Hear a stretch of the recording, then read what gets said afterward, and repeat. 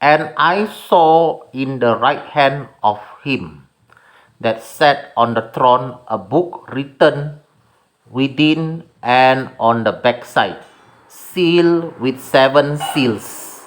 And I saw a strong angel proclaiming with a loud voice, "Who is worthy to open the book and to loose the seals thereof?" And no man in heaven nor in earth, neither under the earth, was able to open the book, neither to look thereon. And I wept much, because no man was found worthy to open and to read the book, neither to look thereon.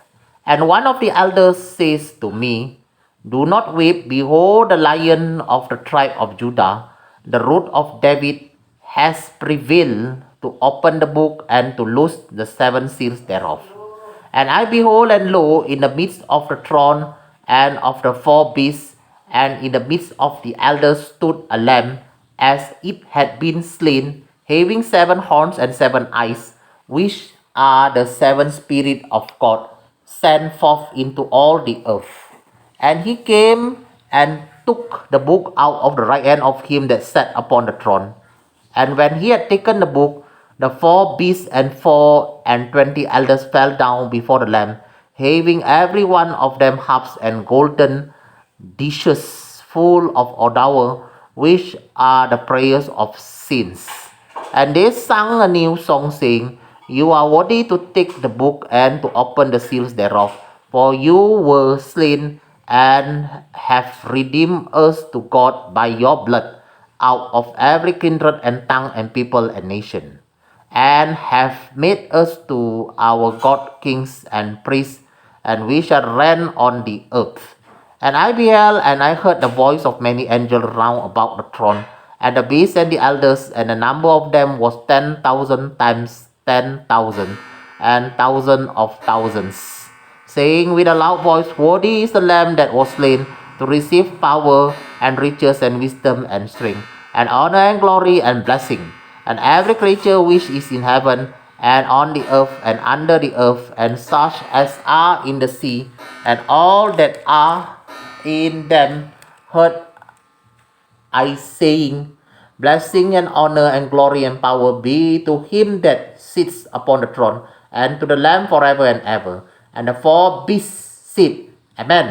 And the 24 elders fell down and worshipped him that lived forever and ever. जो सिंहासन पर बैठा था, मैंने उसके दाहिने हाथ में एक पुस्तक देखी, जो भीतर और बाहर लिखी हुई थी, और वो 7 मुहर लगाकर बंद की गई थी। फिर मैंने एक बलवंत स्वर्गदूत को देखा, जो ऊंचे शब्द से ये प्रचार करता था, "इस पुस्तक के खोलने और उसकी मुहरें तोड़ने के योग्य कौन है?" परंतु ना स्वर्ग में, ना पृथ्वी पर, ना पृथ्वी के नीचे कोई उस पुस्तक को खोलने या उस पर दृष्टि डालने के योग्य निकला। तब मैं फूट फूट कर रोने लगा, क्योंकि उस पुस्तक के खोलने या उस पर दृष्टि डालने के योग्य कोई ना मिला।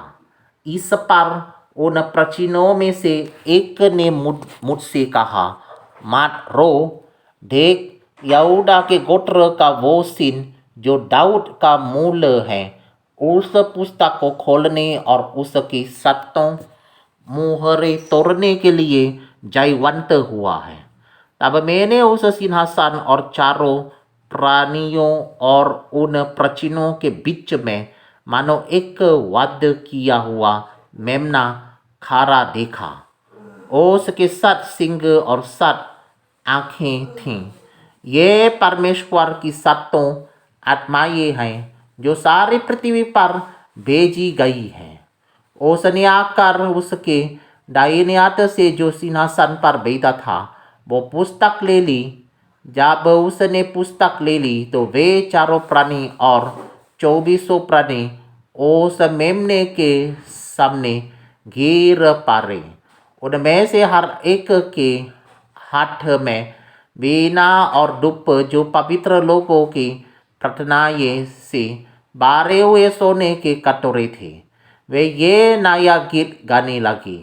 तो इस पुस्तक के लेने और इसके मोहरे खोलने के योग्य हैं, क्योंकि तूने वध होकर अपने लाहू से हर एक कुल और भाषा और लोक और जाति में से परमेश्वर के लिए लोगों को मोल लिया है और उन्हें हमारे परमेश्वर के लिए एक राज्य और याजक बनाया, और वे पृथ्वी पर राज्य करते हैं।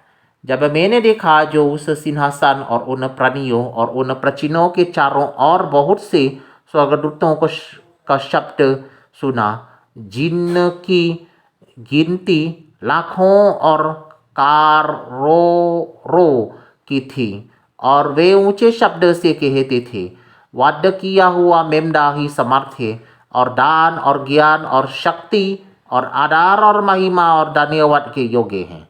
फिर मैंने स्वर्ग में और पृथ्वी पर और पृथ्वी के नीचे और समुद्र के सब सृजी हुई वस्तुओं को और सब कुछ को जो उनमें है ये कहते सुना, जो सिंहासन पर बैठा है उसका और मेमने का धन्यवाद और आदर और महिमा और राज्य युगानुयुग रहे।